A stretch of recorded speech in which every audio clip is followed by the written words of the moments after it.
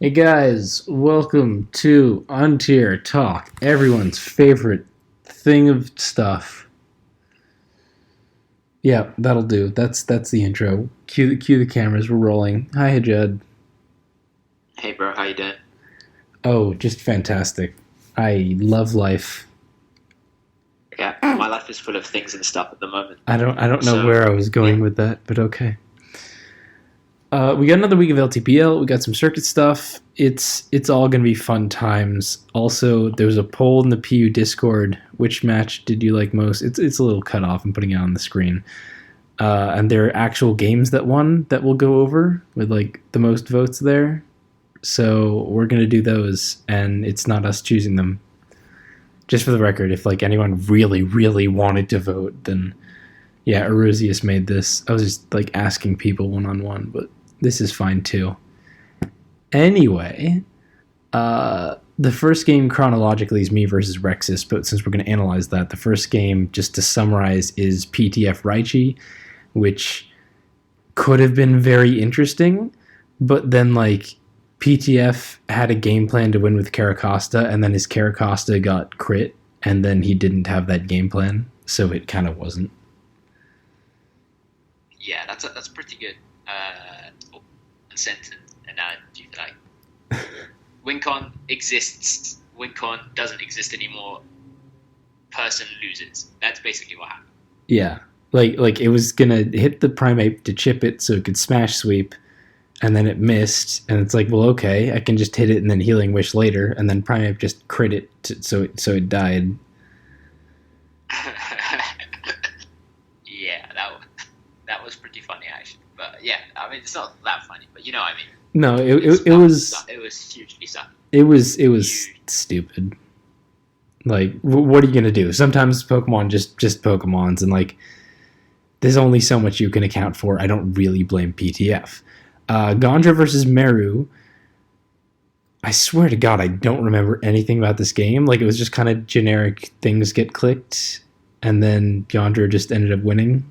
Meru's on your team, right? So you Uh, probably remember more. yeah, yeah. I mean, basically this was a hard offense team, and then we didn't because it's hard offense. You don't really have Kanga checks, and then the Kanga existed, so I just lost. But um, I think like Meru forgot that the Simisear was actually the set that we talked about, which was Sub Nasty Plot with Salagberry, which could have won, but we didn't. So Yeah, that that's what happened. that actually could have done a lot of damage. Like, I definitely run a lot of teams like what Meru does. It's just like what I try to make. Obviously, not a ton recently because it just struggles a lot. But like this is the kind of stuff I really try to use. And yeah, I can see why this would just be really annoying to face with the Kanga and the Swanna and the Metang and the Tangela. All four of those can be really annoying. Just force you get like kind of like what we talked about last week with the seasonal. You can do pretty well, but you have to get everything right. And if you get something wrong, Yeah, you're kind of screwed. And if they yeah. get something wrong, they still have chances. So yeah, it's hard. Yeah, that's what I told Miro. I told him this team has basically zero room for error, so you're going to have to play it perfectly. But if he won this game, a lot of people would be fearing us because there's nothing more scary than somebody who can bring everything. So, Oh but yeah, for sure. unfortunately, he didn't. So yeah, Uh, that's yeah, Alcyone Tasker. This was also a really good game. If it won the poll, I would have no issues doing it. It was pretty interesting. Where Tasker's got this double Reggie offense, kind of using like Regice to break, and Alcyone just has a very very standard team, and it came pretty down to the wire. I was kind of impressed. Like, it's one.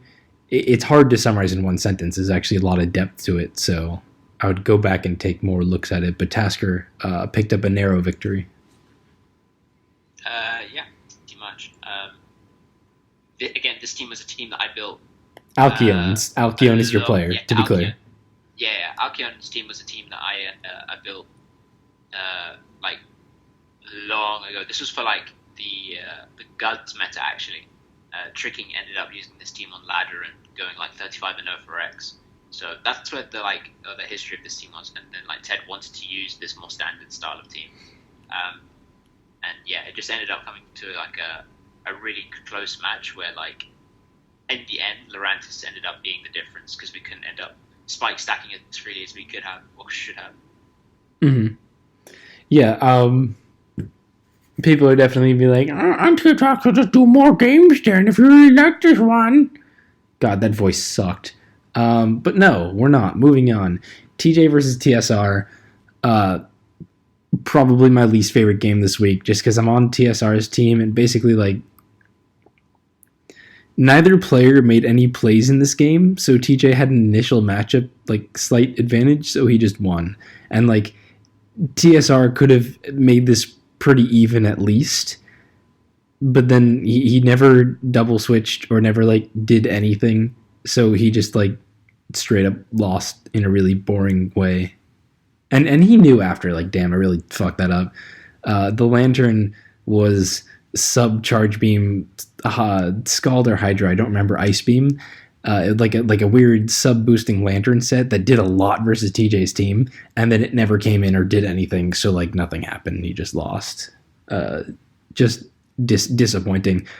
Like, he did not play well, and neither did TJ, but he didn't have to at any point. Like, he was never pressured. Yeah. Yeah. Overall, I don't feel like. I guess TSR didn't click enough button. Like, you're using two of your main offensive threats, like Floatzel and Sandslash, right? They're basically dependent on you whittling the Poliwrath. Mm-hmm. So you need to be super aggressive with your other things to, like, get that Poliwrath down, and he never ended up doing that. And I feel that's partly because TJ did well enough keeping momentum so that, like, TSR never felt free in doing so. But also, like, yeah, TSR needed. I don't super agree. I don't think TJ fucked up because, like, you're not going to expect the sub Charge Beam Lantern. But at the same time, I don't think he did keep up much momentum. There were many opportunities where Lantern could have doubled in. It did have a sub versus Poliwrath or Carbink. Like, it's not that he didn't not have opportunities. He just didn't I think do them. Yeah, you might have misheard me. I meant TSR wasn't doubling. TJ just sort of kept momentum. Oh, but, yeah, no, I mean, like, TJ wasn't keeping momentum. TSR had, like, whatever momentum he wanted. Oh, yeah, no, but, like, it's the tough, like, it's the hard play, but, like, you have to make the hard play sometimes. And, like, yeah, I guess TJ had to make it a hard play in the first place. You know what I mean? I don't even think it was a hard play. That's where we disagree. I don't, like, this was really just hit the button. I don't want to be too harsh on TSR, but also, like, we're teammates. He knows, like, this is where the game went wrong. Like, this is just kind of how it was. Damn, I hate being honest about my teammates. But yeah, this was not super cool. Interesting teams, though. The Sub-Charge Beam Lantern is actually a pretty fascinating set. I don't want to say I love it, but, like, it's something pretty interesting. Gum versus Kush, I guess. This was I can actually play the whole game because it was so fast and dumb. Like, Kush just kind of thrashed Gum because he brought a sub Haunter versus Gum's Toxic Dodrio, or not, Pursuit Dodrio. And Gum also played really weird around the Stoutland right there. Like, went for Moonlight for no reason. But yeah, Haunter gets in, Gum goes Pursuit Dodrio as it subs, so Haunter just gets Oko Dodrio, and from that point, like, Kush's Haunter just hits all the buttons and wins. Or, like, it can't, like, nothing actually, yeah. Then Silvally Fairy sweeps, because Gum doesn't have the Scarf Dodrio. Like, this was just a silly game. It was actually longer than the other game I skipped through. But yeah, another just very quick, like last week when we didn't do games, but me versus Star, kind of like that. We're just like, one major fuck up is like, well, I just lose now. This could have been interesting, but I just totally fucked up. It's kind of like that. Speaking of last week, by the way, we didn't go back and do them because we didn't really want to analyze any of the games. Like, they just weren't super interesting to be worth doing, like, a secondary episode of Untier Talk that week, since we had already done, like, an hour and a half analysis of the seasonal games. So yeah, we just didn't feel like it, for the record. And then the last of the quick ones, Ham versus Lord ST. This was actually a pretty interesting game. Funky teams from both sides, came down pretty close, odd stuff, Mime, Fat, Synthesis, Shiftry, Sliggoo, Simi Sage, just kind of interestingly played by both. I don't remember if there were any major chokes or anything. I'll skip through it real fast. Did you have any impressions about it? Not really. I just think it shows like Mime is coming back into the meta a little bit with, like, I guess it's like people aren't as like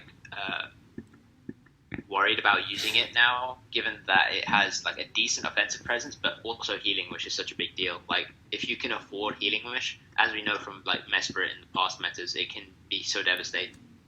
I think we already saw a game where like Healing Wish basically won somebody the game. Was that? Oh, that was Tasker's game, wasn't it? Where Healing Wish on his like Mashana just won him the game essentially. Oh yeah, Tasker Alcyone. Yeah, that happened. Yeah, I agree. So, like, mine is cool. Yeah, that won him the game. I brought it versus Zeri week 2, and I think we saw one other, but I'm not sure. I think it's really less Mime though, and more like general psychics. First, it was Mashana. Like, I started doing the Trick Room, and then Fat Future Sight started to really pop up around the same time because people are like, well, now people aren't running Psychic Resists and there's no more Mesprit. And now slowly we're seeing Mime coming in and Kadabra coming in because Psychic Prep is really weird. A lot of people don't bother with strong Psychic checks. Typically, maybe it's like you're a Alolan Sandslash or an Absol or something that aren't great Psychic checks because there's only so many things you can account for, and we haven't seen a lot of Psychics. Or if we have, it's Masharna, which you kind of check differently than a lot of things. So Mime and Kadabra kind of like fill that hole, while also having like Kadabra's awesome speed tier, Mime's Healing Wish utility, stuff like that. So yeah, this was pretty cool. I also think it's funny, LST built both his teams around stuff he saw in my game versus Rexus. Rexus brought Fat Shiftry, and LST made his team around that. And then Rexus, and then I brought the Kadabra, and then in Star versus Snow, LST built a Kadabra team for Star. I thought that was really funny. Well, now it sounds forced. I swear we didn't plan that. But when I say I swear it's really funny, and then you wait like 2 seconds and then chuckle. That sounded like the most fake. That sounded so fake. It might just be latency. You don't know these things. Oh, that's true. It could be latency. Okay, anyway. The big games we're getting into. First one is me versus Rexus. This was the first game of the week. We played on Thursday. It was pretty fun. I like my team. It's got a Kadabra. That's the big thing it's around. Kadabra's really cool. It's Life Orb. It is 4 attacks. It has both Psychic and Psyshock. It does a lot of damage. Psyshock cleanly 2-hit KOs AV Lantern and AV Eel. Like, holy balls, that's pretty nice considering you're a special attacker. The speed tier is really good. You beat out Simisear, which is a major thing I wanted. Like, I literally chose Kadabra because I was like, what is an offensive thing that can actually check Simisear? Because I fucking hate Simisear right now. It's so annoying. And it ended up being Kadabra. Also, it beats Cryogonal as a special attacker. Not a ton of them do that. Like, it's really a special attacker that beats a lot of those special attacker checks at the cost of, like, oh, they have Pursuit. I'm getting 1 kill at best, or 0 kills if they have a Skunk. That happens. What are you going to do? But yeah, Life Orb Kadabra, really cool. I was talking about it a lot in Discord. I like it. The rest of it's kind of just like a pretty standard balance around it. I've got a Trick Room Jelly, SD Fairy Volley, Rose, Reggie, Scarf, Core. Like, nothing too crazy, just let's use some Kadabra. Yeah. I think, your team is sort of like, it's like a classical balance team in a sense, because you have the Stealth Rock and the Spikes, the Hazard's Control and like the Spin Block are all as like distinct separate slots, which a lot of people, they don't really have the space for anymore in this meta. Like you see a lot of compression in other places. So this is a throwback to almost like a Ferroclef style team, but early meta Ferroclef. Mm-hmm. And I know, this team is, for the record, I actually really like one of the reasons that you can't fit a lot of these is like defensive stuff. I knew going into this, Aggron was going to be really hard, and any dark type, especially Shiftry, was just going to make me play pretty interestingly. It's weird. I have Swords Dance Silvally Fairy because if people choice lock themselves into Pursuit, because most Pursuit trappers are choice locked, hey, that's free setup. So that was kind of my plan versus Darks, but like I just knew I couldn't handle Aggron because there was nowhere to really reasonably fit a Mudsdale or anything. So that was going to be a big threat going in. And like Rexus does not have a terrible matchup. He's got the Aggron, which is really good for breaking, and the Scyther can definitely pivot on my team, force out Kadabra, force out Roselia, stuff like that. I wasn't sure, like, he's also got decent SD Fairy Volley checks with the Silvally and the Aggron, and he's got the Trick Room Jellicent check and Shiftry because I don't have Ice Beam, I'm Recover. Like, he has a lot going for him, and I felt like it was really going to come down to how I could play Kadabra. I need that to break despite, like, the Shiftry and the Scyther. All, like, it's going to be a lot of, like, difficult predictions with it, is kind of my outlook. Yeah. Yeah, I think basically how Rex's team functions, it's very similar to how the team that I brought versus you in seasonal finals works, I guess, where you're just sort of pivoting around, not trying to give up momentum, and then you have, like, your random breakers where you can, like, hit buttons and then use your momentum to your advantage. So, like, we see on Rex's team that he has, like, a CB Rocks. Was it CB Rocks in the end? CB Rocks. It was Aggron, it was right? CB Rocks Aggron, yeah. That's just going to be his, like, main breaker, but also where he gets up his stealth rock from. So I don't necessarily love the idea of or CB Rocks on a team which is heavily momentum oriented. Considering if you want to click rocks, that means instantly you have to give up rocks to the Regirock for that switches in. Yeah, it's weird. I will say I think it kind of makes sense in that, like, first of all, I was never going to predict CB here. That like, why would I expect it to be CB Aggron? It's his only rocker. Also, you would normally want Taunt on a team with a Scyther, something like that. And two, if I've got something like Regirock, you can just say, okay, I'm not going to get up rocks. Like, I just won't. Because I'll have to defog my own rocks away anyway because I've got a Scyther. So I'll slab rocks on this as a just-in-case kind of thing, but I won't actually expect to set it up in, like, most matchups unless I'm playing stall or something. That, I actually think is, like, pretty reasonable, and I like the roll compression because teams like this just have a hard time fitting everything together, and that's a great way to just slot in, like, your really dumb wall breaker and the stealth rock into one slot. So I actually do like that. I do like his team. It's still a bit of a weird Scyther thing, and I don't like that it's SD Scyther in general, but, like, for what it is, I think it's pretty good. I think mainly what you were saying, like, Yogi was a huge fan, is playing them consistently. He was a huge fan of that type of roll compression where it was sort of like, okay, I have a defogger, so I'm not going to bother too much with an out-and-out rocker. I'm just going to have, like, a choice-banded Torterra or, like, a choice-banded Rampardos and stick Stealth Rock on the end of it, right? Mm-hmm. So, yeah, I see where that's coming from, but I think also you have to consider that, like, when you're trying to up, like, it's a tough, it's like, given that rocks are so important, it's a tough trade-off. But, you know, that given said, like, it's very similar to the team. Like, otherwise, like, it's very similar to the team that I brought versus you. Yeah. Season. You're also cutting in and out a bit, but I think most of that should have been understandable. Also, versus this team, he doesn't need rocks. I built this, like, I have Spin Slash, but I didn't want to remove if possible. So I just built in a way that I wasn't going to be super rocks weak, so that I just, like, wouldn't have to in most cases. So, like, he never sets rocks, and he never has to, and that's fine. So, actually starting the game, I think we can go into it. He leads Lantern and immediately gets some momentum, which, okay, and the Aggron comes in and misses a head smash. That's kind of big turn 2. I don't see if it's banded. I don't he doesn't get the damage. This is a bit of a weird one where, like, it's a noticeable impact to the game, but also you're running an Aggron head smashing turn 2, which shouldn't, like, cost anything. Definitely would have helped him.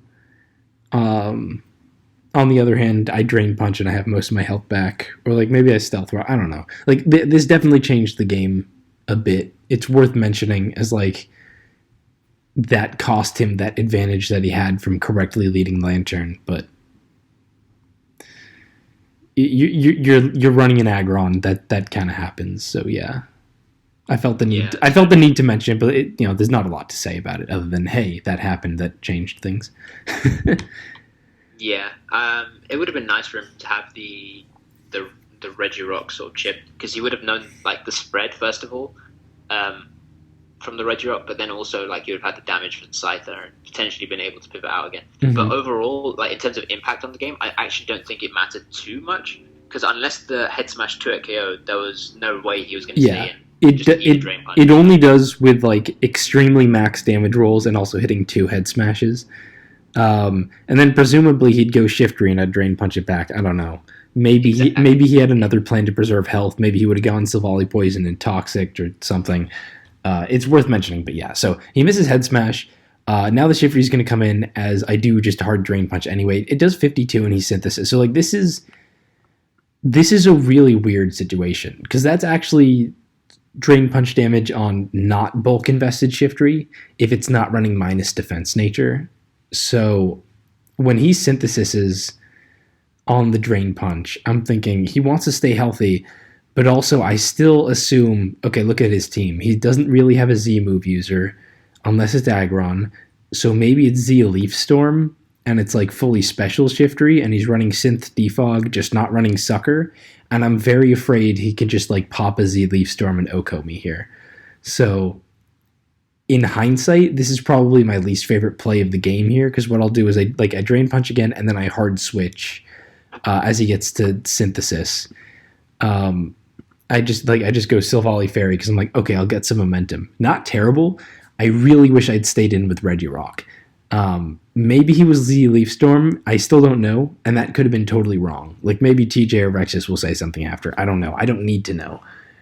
My impressions after the fact is that if anything, it'd at least be Z Leaf Blade. It's probably not mixed, and he revealed knockoff later.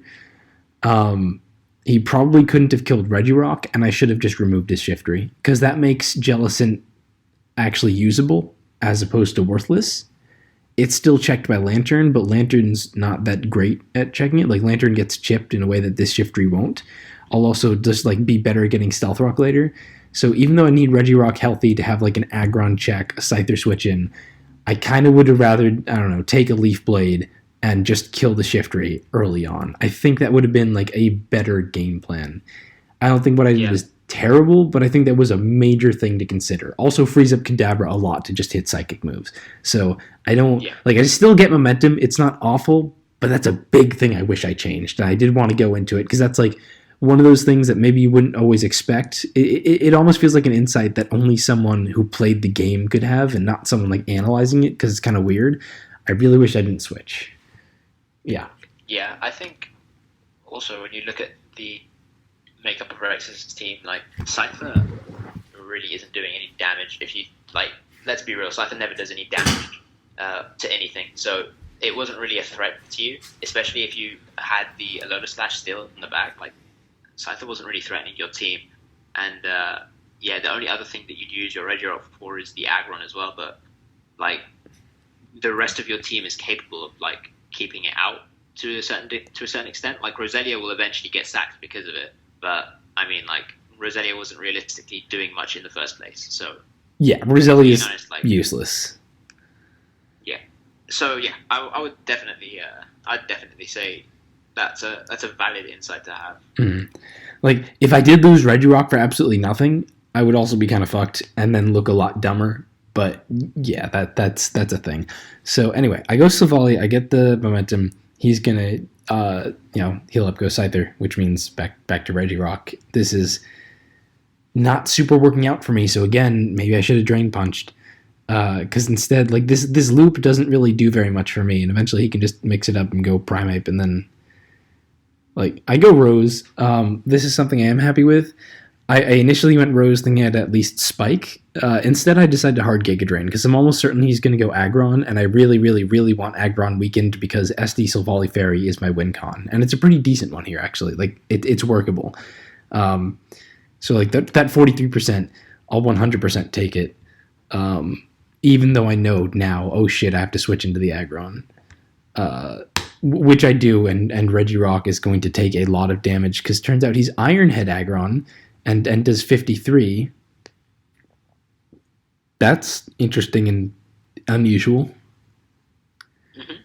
Yeah, usually you don't see Ironhead. It's usually Heavy Slam, but yeah, I don't hate Ironhead at all. Yeah, like it is specifically for Regirock. I didn't notice in the game that it was Ironhead. I clicked skip turn, and 53 is exactly what you would expect from Head Smash, or like that's max damage from Head Smash. So I didn't notice. I was like, oh, he just Head Smashed me. He probably won't. Odds are in my favor to live. I'll just stay in and Drain Punch. That was silly. Ironhead was a good roll to KO me here. But instead he goes Hard Lantern, presumably expecting me to go Jellicent like a not stupid person. So I swear to God, I didn't even notice it was Ironhead. Later we're talking about the game in Discord and someone's talking about it, and then I finally realized, oh shit, he Ironheaded me. I didn't even notice he had Ironhead. Oh my God. So yeah, had I seen that, I definitely might have been pressured enough to go Jellicent, and then the double would have been really good for keeping up momentum. Like that's a totally fine play by Rexus. But instead I get to Drain Punch him. So that's cool. And also the Lantern's pretty weakened, so if I can remove Shiftry, that makes Jellicent nice. Like, all in all, that's really good for me. I swear to God. Yeah, so dumb. You're like almost incompetent to like it saved you a lot of time and hassle there. Like in the or in that type of game, like Rexus he was trying to pile on the momentum, but then like your own misplay saved you for a bit. Like it's quite funny to have that happen. Yeah, pretty much. Of course, I do lose it all back again. At this point, I'm fairly certain he's going to Volt Switch because he had like Regirock staying in is no threat to him whatsoever. And if he Scalds, and I do go Hard Rose, like that's just not a momentum loss he really wants, or even Hard Kadabra, like that just wouldn't be good for him. But also at the same time, like in hindsight, he wouldn't expect Life Orb Kadabra, he'd expect Sash, because that's like the main thing, and so Hard Scalding is like also fine. It loses momentum, but it's not a terrible play. So I stay into Rock, and he does just Hard Scald, which I'm like, he probably won't, but he did. Also gets the burn, so I can't even like lefties back. So at this point, like my Regirock is just functionally pretty dead and not checking anything, and didn't remove the Shiftry, and the rocks are not going to stay up forever. So that's unfortunate. I should have gone Rose, but like at the same time, if I went Rose and he Volt Switched, Aggron was going to get a kill. So it's like there wasn't a lot for me to do. Like that's just something that happens when you face a momentum team like this. You have the hard calls, and you need to be perfect, or something's going to die, and something died.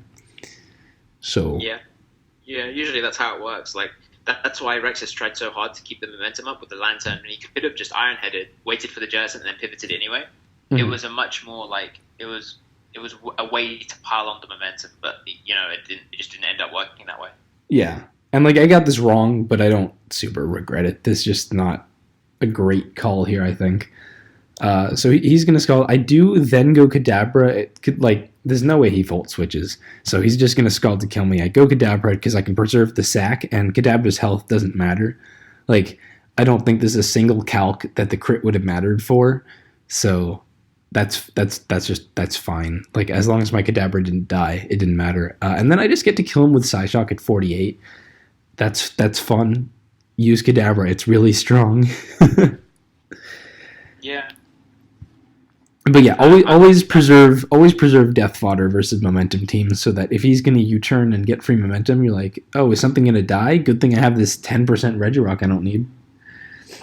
Yeah, I think, usually when you momentum balances, they don't have that much in the way of initial hard breaking power. So sacking things is often or getting things to be able to be sacked in the first place is quite easy in the context of a match. But I mean, he had the CBI, so it's tougher in that scenario to not sack things for sure, or to keep things at a really high health. So now Primeape comes into Revenge. At this point, I decide to go Silvally Fairy and hope he goes Aggron, because I'm still thinking his Silvally might be Fairy. In hindsight, I don't love this. He gets a free defog with his Silvally Poison. I did want him to go Aggron so I could U-turn on it, get Rock's chip, get U-turn chip, sack Regirock, and then just go right back to Kadabra and get a kill. That would have been cool for me because I want that Aggron chip for my Silvally Fairy. Turns out his Silvally Poison also checks my Silvally Fairy, so like that's good info to have. But he's getting rocks up for free, or he's getting to remove rocks for free, which I didn't expect. And in hindsight, maybe I should have. I thought his fighting type matchup was pretty okay, so maybe it wasn't going to be fair. In reality, what I should have been thinking was, oh, he's Victory Bell weak. It's going to be Silvally Poison. Like that should have been what went through my mind, but it didn't. That's like, this is definitely a fuck up. He gets rocks off for free. He definitely shouldn't have. I could have gone hard to Alolan Sandslash on the Primeape because there's no way he close combats. I could have even sacked Regirock if I really wanted to, but yeah, Alolan Sandslash probably should have been the play. Because like he actually doesn't have any good answers for it. Like if I did that and Primeape U-turned, what does he even go to? Silvally Poison, I'm just gonna chip that a lot with Earthquake because now my Silvally Fairy's even better. Shiftry and Scyther aren't checks. If he goes Sandslash, I'll just Earthquake, and if he wants to like double Shiftry or Scyther, that's fine. They're gonna take a lot of chip. So yeah, that would have been way better. But I wasn't thinking Silvally Poison. I only had Silvally Fairy in my mind. That was bad. I need to be better. Oops. Yeah, I mean it happens. Like at the end of the day, you can't expect to play every single game flawlessly and never make a misplay. Mm-hmm. But yeah, I mean sometimes you will just make mistakes and you just have to live with it, I guess. Yeah. No, I mean for me, I don't hate this game. My misplays are relatively not so bad, and I kind of got screwed on things out of my control. I don't hate it, but these are definitely places I should be improving. I get Kadabra back in, and then get this totally wrong, where he goes Shiftry and then Scyther. That's an oops. I definitely feel like that was also a good place to just make a hard prediction and HP fighting on the Silvally Poison. I played it very safe here. Click the super effective moves, and he gets his doubles and like for free. So I've lost rocks. I've lost this breaking opportunity. This was a big part of the game. Like I'll get unlucky later, but it wouldn't have mattered if I played this segment better. So always remember, like no matter what you get screwed on, there's always like I also should have been better here, because these are two sequences where like he should not have been able to defog for free and then force out my breaker for free. Neither of those things like should have happened unless I screwed up. Especially just going Alolan Sandslash on Primeape would have been so much better. But that does happen. Scyther gets a free U-turn. Primeape gets a free U-turn. I'm finally okay, I'll sack Regirock to stop this momentum. Then for whatever reason, right here I go Alolan Sandslash. I don't have a good explanation for that. It doesn't really matter. But anyway, yeah, he pivots around a lot, goes Scyther. I get my Sandslash in. Turn 24, what move would you have clicked here? This is a genuinely hard one. Right, so basically what's going through my head right now is like you expect, I guess, the Aggron to be the main thing coming in, but it could be like if you click Ice Cold Crash and Aggron comes in, you basically lose a mod. So yep. You don't want to be clicking Ice Cold Crash. You don't want to click Earthquake because there's no benefit really of clicking Earthquake. I mean, it's a fine play in my opinion, because you're not really losing much unless he stays in with the Scyther, which would be insane. But I mean, maybe. But like, yeah. And then I assume your last one is knockoff. Well, it was knockoff after you reeled that. Yeah, knockoff and spin. Yeah. So knockoff and spin. So you could have clicked knock. I personally would not have clicked knock here. Definitely not. I'd have either clicked Ice Crash or Earthquake, because that's the way that you're making gains or on Rex's team. So, yeah. He ends up staying in with the Scyther, and then staying in with the Scyther to keep knockoff. On this one, yeah. So I do click knockoff, and I have some thoughts here. Kadabra is really good and also really problematic. At this point, I'm pretty certain his Shiftry is not Sucker Punch, so I can kind of kill that. So like his check His checks are Scyther and Primeape. Primeape, nothing I can do about, whatever. Scyther forcing out Kadabra is a real problem, because like he's so bad versus it, but also if he wins a speed tie, that's really annoying.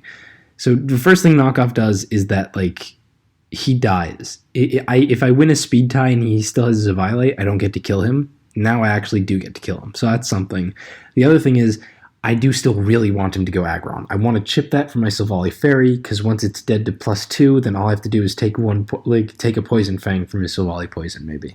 Like, I'm still looking to set up a Silvally Fairy sweep, and the chip on Aggron, I think, is worth needing to sack my Roselia. That's kind of what goes through my head when I click Knockoff. It's the closest thing I have to a win-win. Plus, if I Icicle Crash and he stays in, there's like at this point I am thinking he's probably a Violate Scyther. He won't die.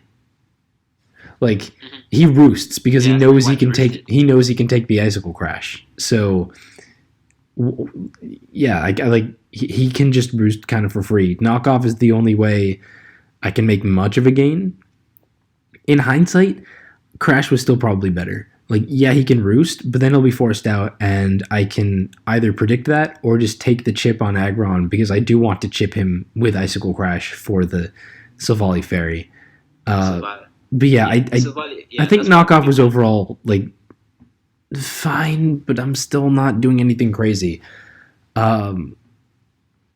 Yeah, I don't know. Like, I do have some Scyther pressuring problems, because I let that Regirock die, and, like, Scyther should have been real bad, but it wasn't. And instead, I kind of have to go Jellicent, let him pivot. He gets Shiftry in. He doubles back to Scyther, which is really weird. I don't know why he didn't take a free knockoff with Shiftry, but okay. Yeah, I think the thing with the whole Icicle Crash versus Earthquake game, or versus Earthquake versus knockoff, is like, what are you trying to play for, and like the context of your team. I think personally, the value you'd get out of Silvally Fairy doing work is probably a bit better than the value you'd get out of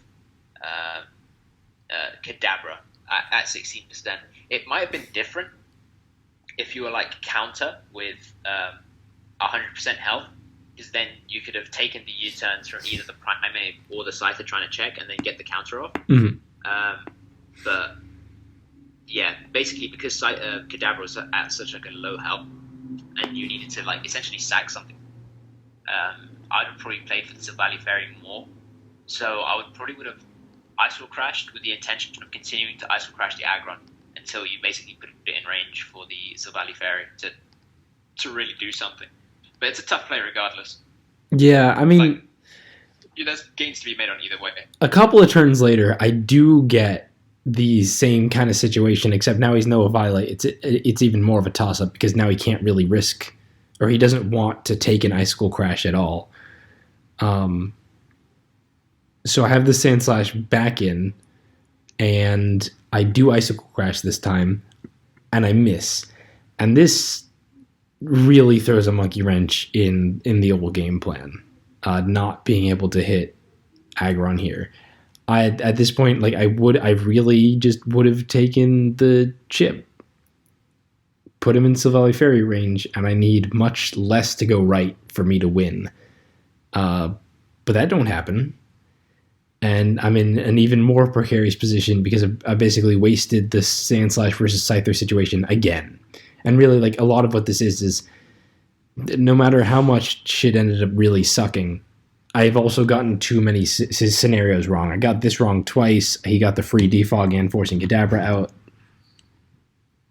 This is not very good. We're going to need to take a break.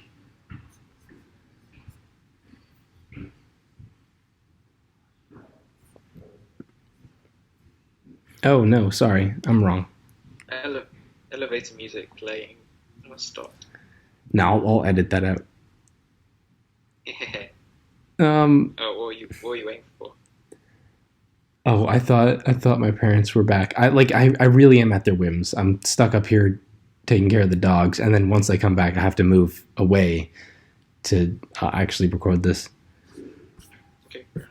Like, I don't have... I have to take care of dog. So yeah, I thought they were back because it sounded like they're back, but it was just someone really loud outside. Sorry about that. I killed our momentum. Okay, let's go. So yeah, I do get this wrong. Sorry, we had a little bit of a cut. Now he gets to kill Roselia. Like, that's obviously the death fodder. It's not very useful. I go back to Kadabra. He's going to go Scyther as I hit Shadow Ball because it'll just kill the Aggron. Like, it's the safest middle ground. And this is kind of like, in my opinion, the most important turn of the game, turn 30.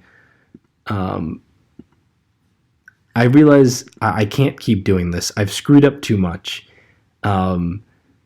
He's crazy Kadabra weak unless he keeps winning speed ties with his Scyther, which he can, or like keep threatening speed ties with the Scyther. He can just keep doing that.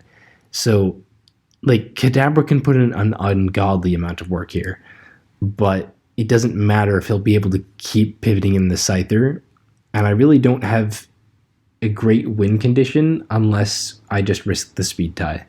That's kind of my rationale here. Like, if he U-turns again, he's going to get another kill with Aggron or another U-turn with Primeape or something. Like, it can't keep happening. I need to go for it. I don't really have a choice because I, like, screwed up earlier. Yeah, you like at this point in the game, like you have like a sort of deficit to make up, and like you have to start doing something basically to give yourself a shot at the late game. Yeah. Like, oh, I gotta pause now. Okay. I don't remember actually exactly what we were saying before we cut, but yeah, I need to risk the speed tie. It just has to happen, and I do think this defines the game. Like, realistically, if I win the speed tie, then I win, and I'm pretty fully confident in that. Kadabra's going to be able to get kills, and I have 2 win cons in the back. There's just not a lot Rexus can do, I don't think. But if I lose the speed tie, he's got a pretty fucking big advantage, and I don't have many expectations to actually win. That's pretty much how I see it. TJ was definitely going like, no, I don't think you would necessarily win. I can't really look at it any other way. I'm just kind of too good here, but maybe. Either way, this is like super crucial and pivotal, and I don't win the speed tie. So at this point, like, I'm pretty much just given up. This is gonna suck. Like, it not good. Yeah. He can just pivot Aggron. I can go Sand Slash. I thought about predicting the Scyther with Icicle Crash. I was like, wait, if I kill him, he doesn't even care. He'll just go Aggron and get another kill. It's not like his Scyther's doing anything. I might as well try to Earthquake and hope he chokes. He didn't. I probably should have crashed, but, like, whatever. Basically, the rest of the game is not... We're not going to analyze... Like, there's no need to analyze it super much until we get to the very end game. He's going to head smash the Jellicent. I realized, like, oh, wait, if he misses the Jellicent, or if he cursed bodies or something, then, like, I'll actually be pretty good, because I can Sword Stance with Silvally Fairy, and there's, like, a bit of a chance. No cursed body, no dodges. I'm going Sand Slash. I'm just going to Icicle Crash, because I want to hopefully do exactly what happens right here. He needs to go aggro on the Icicle Crashes, and I'm going to flinch him. I'm going to flinch him again. This is exactly what I was going for. Like, this was my only win con, to chip the Aggron to where Silvally Fairy can do its thing. And, like, if other shit had gone my way early, like, if I hadn't missed the crash earlier to chip it, I wouldn't have really needed to go for this. If the speed tie, you know, or if,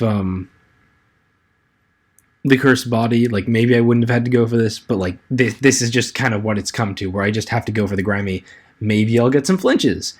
And I do, which means I actually have a chance now. Isn't that funny? Yeah.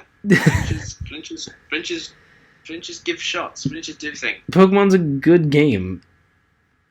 Yeah. I'm just kidding. Like, I got kind of screwed earlier, but, like, I don't know. It's what. So I get to go Silvally Fairy. It's still some coin flips if I win. Like, all he can do is go Silvally Poison. Poison Fang does not 3 KO. If he had poisoned me that turn, the very first time he Poison Fanged, he also would have done enough chip to me to win. But he doesn't. He doesn't poison me the second time either, but that doesn't actually matter. Now it's basically a speed tie with Primeape. If I win the speed tie, I win. If I lose the speed tie, I lose. I wish what's it called? Flame Charge was stronger, so I could have Flame Charged again on the Savali Poison, but it wouldn't have actually done enough. Only multi-attack did enough to kill him there, because I didn't get enough opportunities to chip it, because I didn't pressure it right. Like, if I'd done one more round of rocks, I would have been able to, but earlier, when it came in and defogged for free, that's what I was giving up. The ability to kill it with Flame Charge plus multi-attack. That's, like, a direct outcome of the way I fucked up earlier. And he also wins this speed tie. So, yeah, I lose. I don't feel too bad. On the one hand, yeah, 2 game-winning speed ties sucks. On the other hand, I shouldn't have needed to go for the second speed tie with all the, like, the dumb flinch stuff, but then, like, I did, so it's not that bad. And also, I fucked up. So, yeah, that's like, people were definitely taking that as an analysis of hacks. Like, I do feel the game was unfortunate, and I should have had a better chance, but obviously, I also fucked up, and I didn't play perfect, and, like, that's already, if you fuck up, you don't get to... Yeah. Yeah, I know it's me, I know it's PU, so obviously talking about that looks not good. But yeah, that's my analysis. Some hacks, some fuck ups. The fuck ups definitely mattered. Like, I will not say that they don't. I did not play this game perfectly. I didn't even play it up to my own standards. I'm super fucking inconsistent. Again, see me versus Star, and I can definitely be better than this. So I'm gonna work on not doing that stuff that I did to lose. Yeah. Yeah. I mean, yeah, like, there's not really much else to say, but I mean, yeah, in terms of the match, like, I think a good way of looking at this match is that one can easily look introspectively and think, it's fine, this game was bullshit, and therefore I didn't really need yeah. I've had much more bullshit things. Like, yeah, I got screwed by stuff out of my control, but not to the extent of other, like PTF's game or whatever. Not like missing edge into getting crit. Like a couple of speed ties, really. Like, not that screwed out of my control. Yeah. Let's be real. Yeah, I think. Yeah, and it's like, it's important as an important trait if you're trying to improve in anything in life. Really, it's like you have to look at what you could have done better and seek to improve those parts, and just not really worry too much about the stuff that's not in your like reasonable control. Mm-hmm. But what is like the mid game stuff. I should have kept up like better pressure, and really I think the defogging for free is the worst thing. The Regirock play is like whatever. Actually, that's more understandable. He defogged for free on this Momentum Scyther team. That's a big red flag right there. So yeah, I think there was a lot of interesting interactions to look at. I'm glad it got voted for. I really did think this game was really interesting. I don't mind analyzing a loss like this. It was pretty fun. Yeah. Okay. Yeah, okay. So it's been 50 minutes, so let's jump into another game, of course. Fick. It's been less than 50 minutes, but it's been close. Ziri versus Star was the other one people were really interested in. This one's funky. Star's got I feel like funky double electric, double psychic.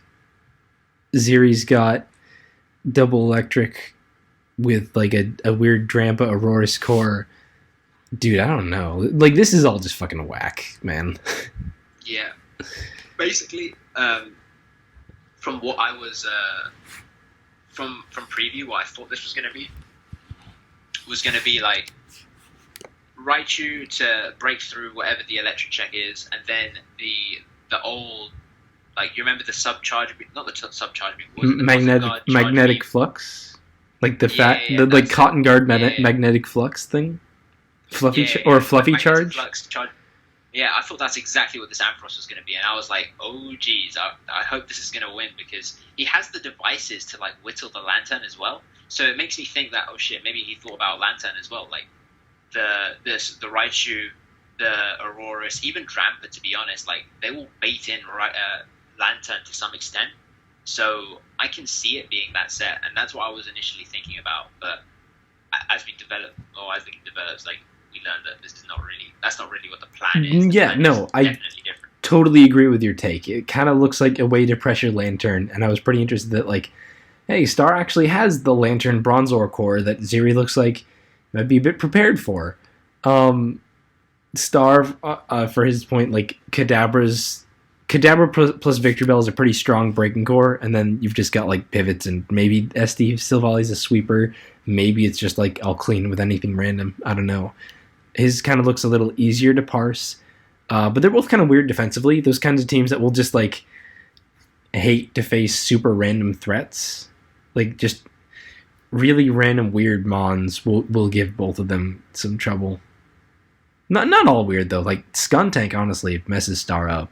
Like sub Skuntank, dude. what does Star do?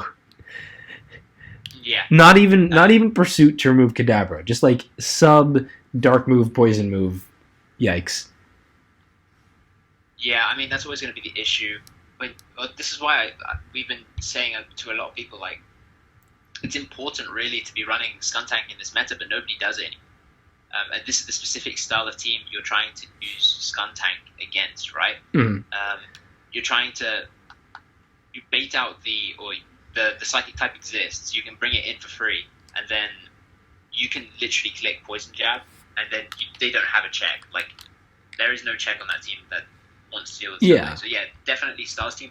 Just the Skuntank in general doesn't even need to be like a specific Skuntank set. Like yeah, well, I mean, I do think Defog's kind of dumb. It works when you're facing Bronzor, but Skunk is always good when you're facing Bronzor. On the other hand, the other main rockers, Ferroseed, Regirock, Torterra, Mudsdale, none of them are super Skunk pressured. So like, I get it. But especially like you face a Bronzor team, you got a Skuntank, hell yeah, time to party. And that never happens. I mean, I did abuse Ziri's Bronzor like 2 weeks ago, so like it happens sometimes, but we're not seeing a lot of Bronzor abuse, and we should see more because Bronzor is still dumb. it's still so dumb.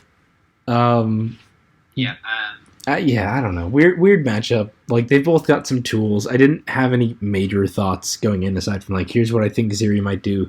Here's what I think Star might do. Hit the Kadabra button and make things drop. Is Kadabra good? Yeah, that's... Yeah, Kadabra's a thing. It does things from time to time. Mm-hmm. I mean, we didn't know at this point if it's Life Orb or not, but afterwards, LSD was like, yeah, no, I saw you talking about Life Orb Kadabra. I'm like, sure, I'll do that. So shout out to LST, my biggest fan, apparently. LST. Hell yeah. Okay, so leading off with the ice types, which I find pretty funny because Rotom gets 100% accurate blizzards versus the one mon it doesn't want to hit it versus. But anyway, yeah, trade rocks, go Silvally Fairy, and I think immediately Ziri reveals the Ice Punch Girder like turn 3, looking for the really big predict, which doesn't work out. While on the other hand, it is a pretty big thing to notice already that like Star's gonna have some trouble with that Girder. Like you got 2 switch-ins, they don't really want to take an Ice Punch. Silvally Fairy's already like chipped down to 64 or whatever. How much does Hail do? 61. It does 6%. It does 6%. He's at 61. So like already that Girder's not a bad threat. Not bad at all.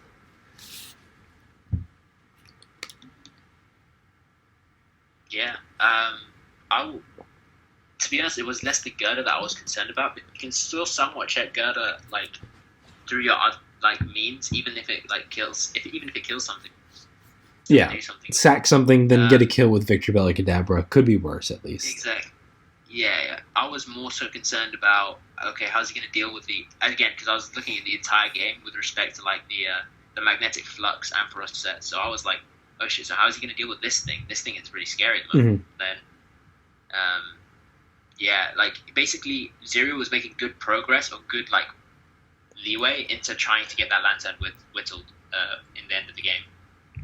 Less things that, or like more things that die means basically less things that can stop mm-hmm. the. Yeah, like if the Lantern is mono electric move, or if the Ampharos is mono electric move, then yeah, that would have been a very different story. And if it was supposed to be the wind gun, anyway, Zero goes hard Aurorus. This is one play that I thought was very weird because I thought surely his Silvally must be poison. He has no Silvally Fairy check or real Victory Bell switch in then, and Victory Bell comes in on Girder and your non-Scarf Aurorus. and even maybe your Ampharos. So Yeah. surely it would have to be Silvally Poison, and that would be the check, right? Nope, he's running Silvally Fairy. I don't like that. That's just dumb team building. Zeri, why? Like, I really have... Yeah. Why? I don't get it. Yeah. I'm sure he has a Yeah, I don't reason. get it. I don't want to just say, like, it's dumb, because he's a good enough player to do it intentionally, and he's also building with people like Telenet or whoever else is the other person on his team. I don't remember. He's building with good people. He's good. I'm sure there's a reason, but this looked really fucking dumb to me. I don't get it. Yeah, I'd say the biggest concern was that, like, yeah, the sets as you said, but then also like stuff like Drampa being Berserk is just so stupid. Like, why Oh, would you was run it? Berserk Drampa? Is Berserk why would you run- Drampa? What? Yeah, why would you? But then run Berserk Drampa? Victory Bell is an even bigger problem then. That's Yeah, yikes. that's what I was saying. Like, Victory Bell is such a huge issue for this team, and you just sort of like, nah, I'll just lure it with the Ice Punch. It will be Gucci. Don't worry about it. Man, I want to It's run like- Scarf Victory Bell now. Yeah, it's sort of like, dude, like, sure, the lure might work and you might be able to hit the Victory Bell, but relying on a lure that much on a Pokemon that's so common, like, that doesn't seem like the cleverest idea. And given that you're using a team which is basically Electric Spam, like that's not Yeah. necessarily. I don't like it. He could be a lot worse versus Victory Bell. He's at least got like stuff to make it question things. It's not like absolute yuck, but it's not good. And even beyond that, I just think Silvally Poison, it just makes sense here. Just it's the you see it so much because like it does all the roll compression that teams need, which is really important. Like getting those roll compression things is really important in this meta. So to see a team that like is so perfectly fit for the roll compression that literally everything runs now, and then you just like don't actually run that mon is just odd. Unoptimal. It's just weird. Like it really, really threw me. I'm not gonna lie. I know it's small, but like I was like, what the fuck? Anyway. Also, consider this. Like, another reason why you would use Silvally Fairy is for the Absol check, but you already have the Girder, so why would you bother? Yeah, with the he Absol also check? Silvally Fairy's big advantage is a dark check, not just like darks in general. And you've got a Girder. Yeah, there's a Raichu, but still, you've got a Girder.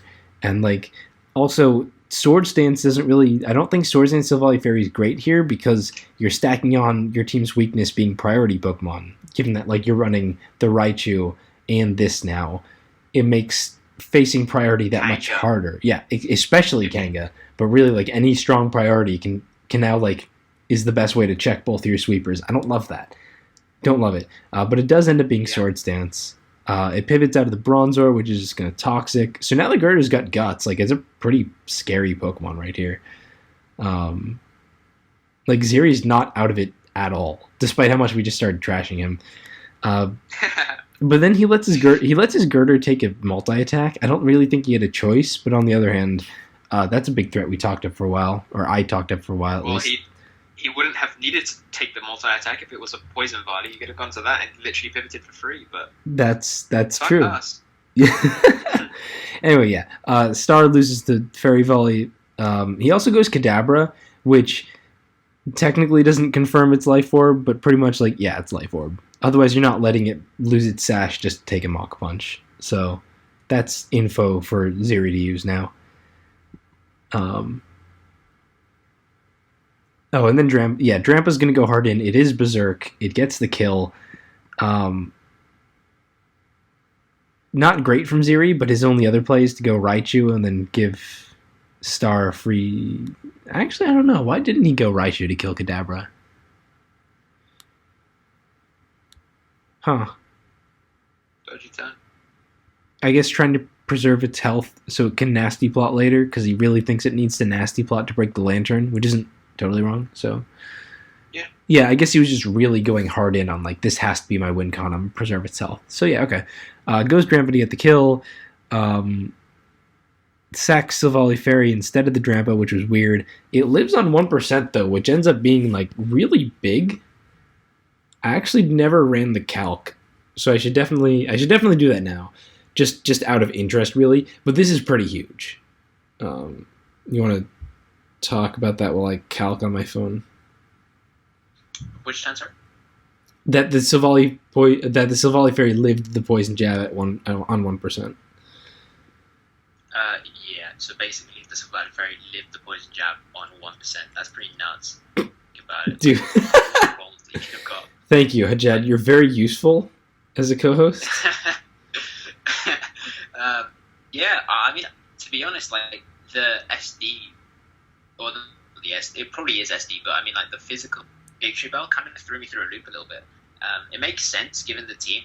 Like you can almost imagine like some double swords dance type shit with the Vicky and the Silvally Fairy. That makes sense. And it also has a pretty good matchup if you think about it versus the rest of the things. And it also explains why he didn't switch Victory Bell into the Ice Punch way earlier on in the game. So yeah, there's a lot of things to, I guess, understand in that set. But yeah, I mean, like one of the things I guess you're sacrificing when you run physical Victory Bell is like the immediate power. Yeah, it's not necessarily the immediate power because it gets 105 attack and it gets a bit of... Yeah, but like you don't have anything. It's not as strong as Sludge Bomb Leaf Storm. Like Poison Jab Leaf Blade is weaker, and like Sludge Bomb would have done the thing. By the way, on the roll, this is about a 50-50 roll, not taking into account that Poison Jab also could have poisoned. So like a bit in Star's favor, but nothing too crazy. But yeah, like it does reveal a lot with the SD thing and the sets and the whatever. I get why it's SD. Like he does kind of lose to stall if it's not, because Kadabra's really good at breaking balance, not so much stall. So like Kadabra balance breaker, Victory Bell stall breaker, fine. I don't hate it here. Yeah. It makes sense.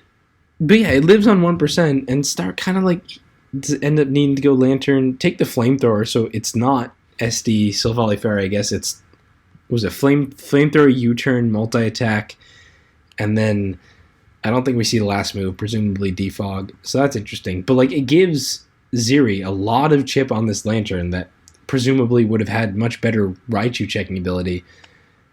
Instead, those like Ziri goes hard Raichu. At first tries to sub, predicting a switch. I don't know about that sub on turn 15.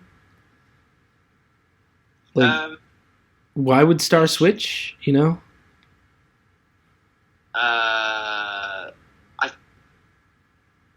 To me, yeah, I don't know. I think what was he predicting? He must have been predicting the Rotom Frost. Yeah, he must. I mean, like, it must have been predicting a switch. So my only explanation is maybe he thought Bronzor would try to come in on a Z Psychic, or a Z Psyshock or whatever. Like maybe that makes sense. Otherwise, like unless you're expecting a Z Psychic move immediately, you're not gonna switch Lantern. So I don't know. That really threw me for a loop. Like it's just a 25% you don't need to take, and like if Star Scald burned here, maybe that would have mattered. Actually, no, Scald didn't. Yeah, no, it would have come into play, but he didn't, so it doesn't. And now Ziri just nasty plots and kills the Lantern. Like, hey, you didn't need to waste your time like that. And this is now that we're in the end game, turn 18 here, and this is kind of where the really like out of left field end game thing happens. It's pretty much like before knowing the sets, you're kind of like, okay, I guess Ziri can win if his Ampharos is like a crazy set. Like if it is Cotton Guard, Rests, Magnetic Flux, Charge Beam, the fluffy charge we were talking about, then it can actually like maybe defensive boost and win, because maybe Victory Bell can't break it, maybe. Well, yeah, that's what I thought. Like, I don't know which turn you're on, but like 18, turn 18. Yeah. So turn 18, turn 19 is when the things happen. Like as soon as he brought the Ampharos in, I was like, okay, Ampharos wins. It's time to. If you're. Yeah, he's gonna try to set up and win, like you would think, especially now that the Bronzor's in the passive Mon.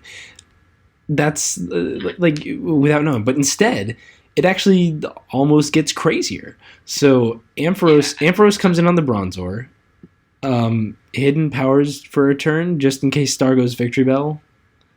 fine, I guess. Doesn't really do anything, but like it doesn't hurt him either. I get the predict, sure. Like if Victory Bell went hard in, Zeri would have lost. He does it twice just to make sure Star isn't switching. And then the big thing, he sets electric terrain. I guess he was hoping to die actually on the turn he set electric terrain. He didn't need to do that because it was terrain extender, so it would have had plenty of time anyway. But I don't know. I assume that was his thought process. Anyway, sets terrain, lets Ampharos die. Oh, no. Bronzor rests because Tsar is like, oh shit, Raichu now beats Rotom and Victory Bell. I have to have a healthy Bronzor to check it. But it's not enough. He rests, but like Ampharos is just going to get to hard Volt Switch, and at this point Raichu wins because it's actually faster than Scarf Rotom. And the Victory Bell is not Sucker. It's obviously like strength. Like this was really surprising. This was a big like, oh shit. He just pulled out the terrain team and won with the terrain team. Yeah, but I mean, like, even if it wasn't a terrain team, if it was just like fucking regular, standard maybe. From I also ago, then yeah. Sorry, I need to take another break and cut it off. We'll edit again. Yeah, I mean, it was definitely a shocker, and for all of like the dumb shit on his team that I don't get, this is cool. I like that he fucked around with this. Like, it's interesting and inventive. And when I say all the dumb shit, I'm really referring to, like, a bit of construction, like the one Silvally choice. Not, like, a lot. But, yeah, like, this is a cool thing that he fucked around with. And, hey, it did a thing. I'm sad Kadabra went 0-2, but this is pretty cool and worth talking about and looking at. Because terrain's not something really messed with. It's not amazing. Like, obviously, you face a Kanga, and all of a sudden, that Raichu's sweeping ability, like, the speed doesn't matter. So it can be tough. But I do like the concept, you know, the slow terrain volt from Ampharos it's cool. I couldn't really say how good it is, but it certainly worked in this matchup. So that's all we can really say. Yeah. Any other thoughts there? Not much. I maintain that if it was just standard sets, like standard as in like the Ampharos was standard, he would have won it anyway. But I mean, this is a cooler way to win than that.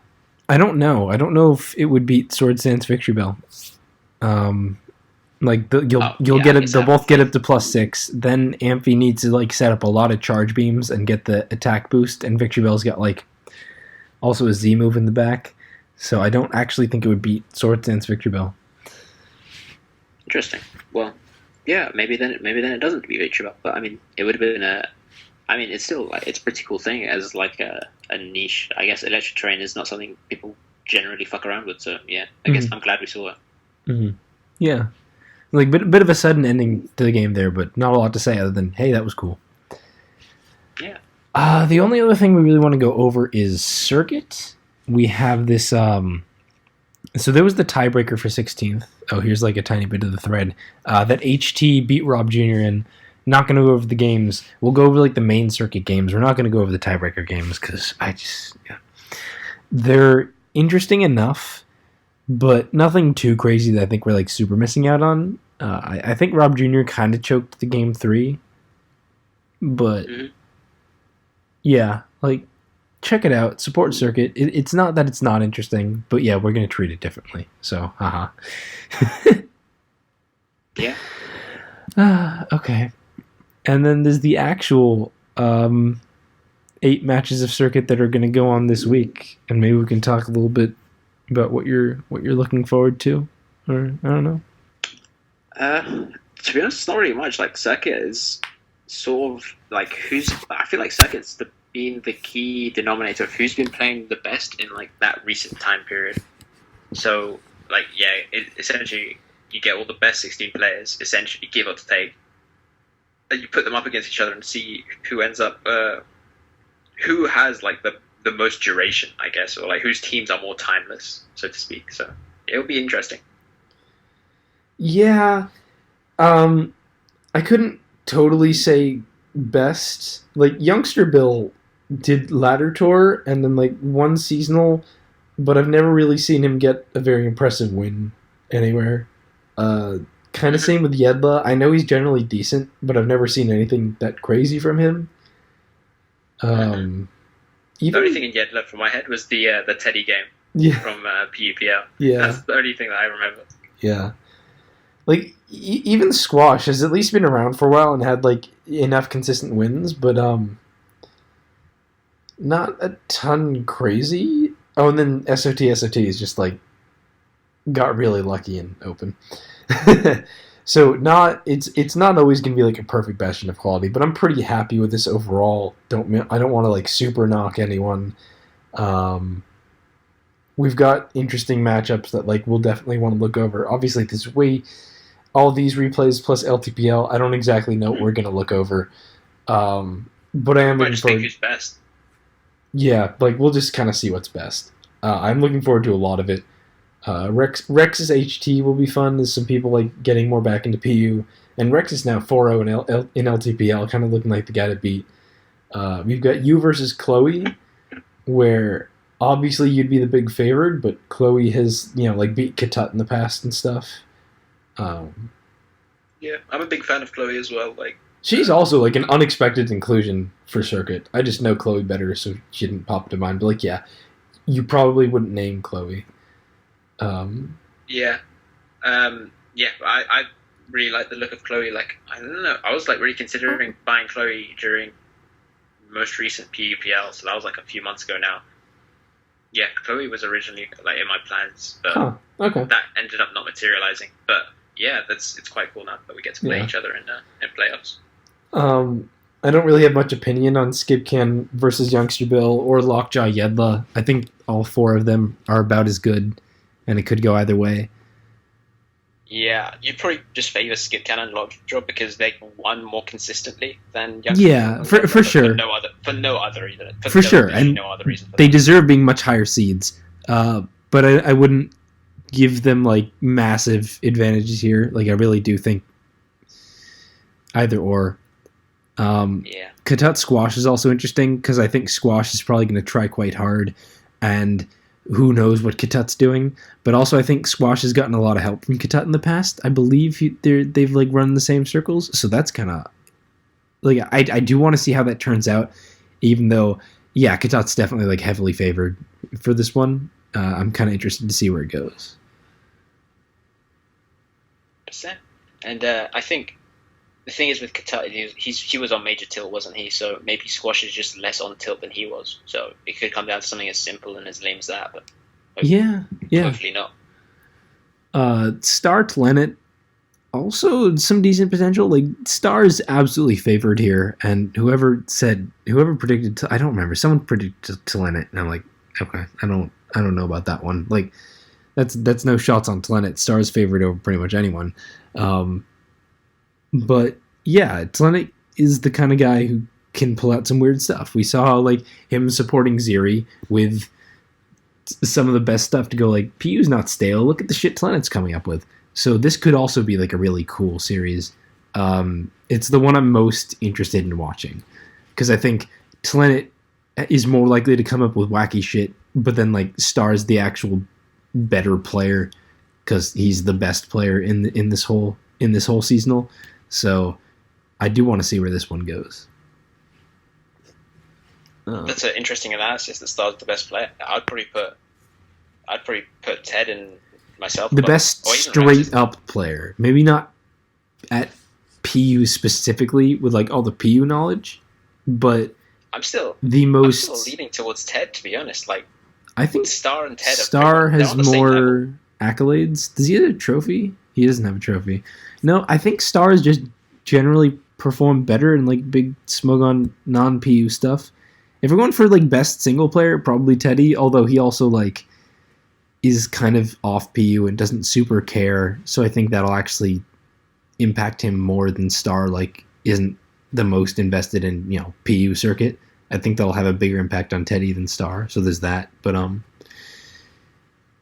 yeah, like I think in terms of straight up good at the game, I think I'd favor Star. I don't know. You could go either way.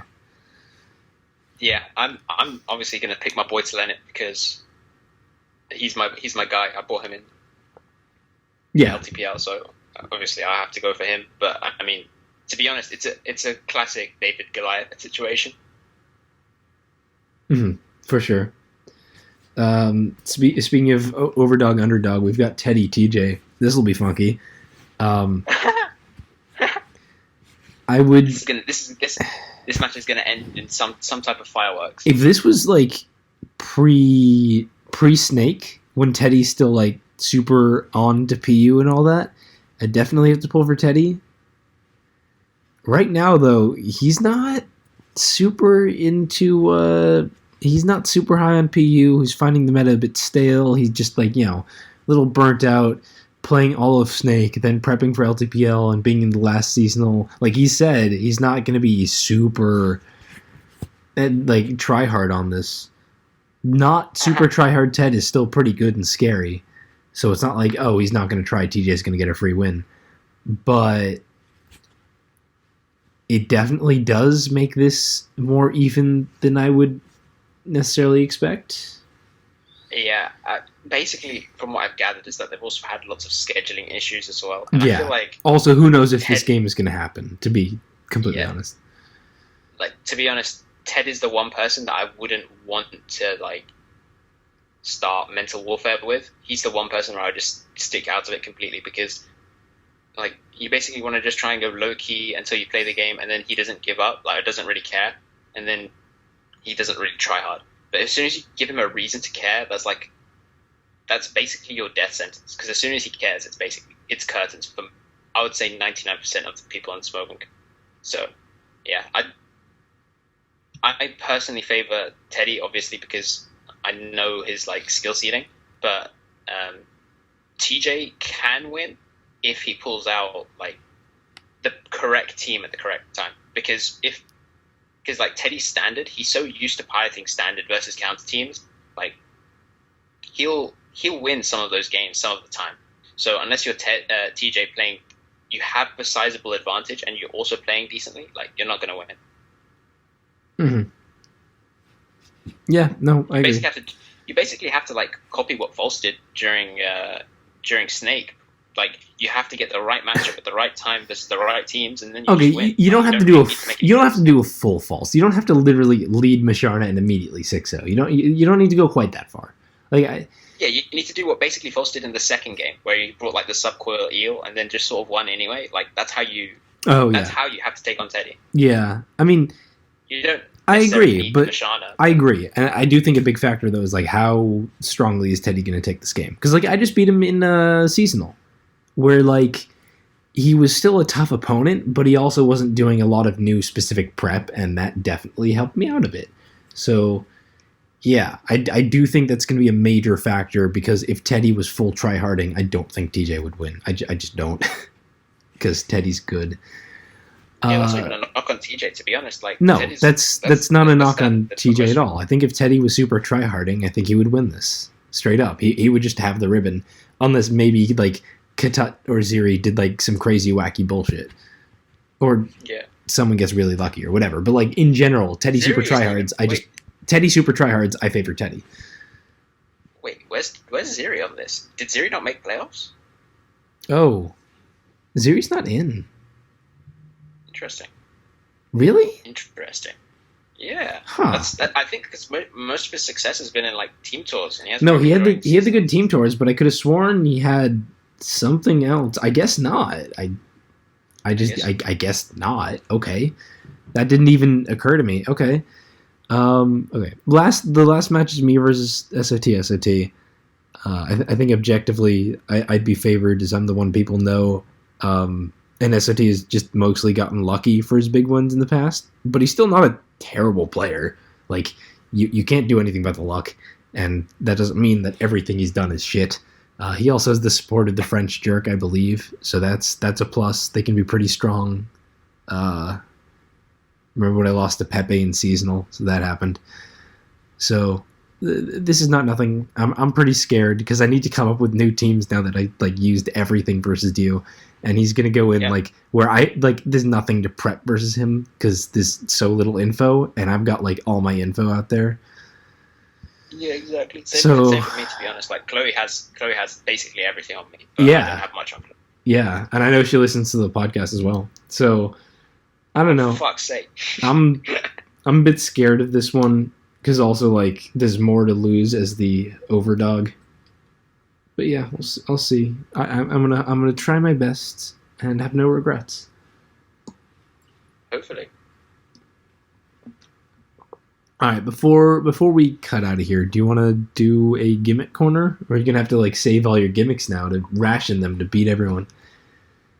Oh, yeah, maybe I should do that, actually. But, yeah, no, actually not. Did I talk about Togetic? No. Or Togetic?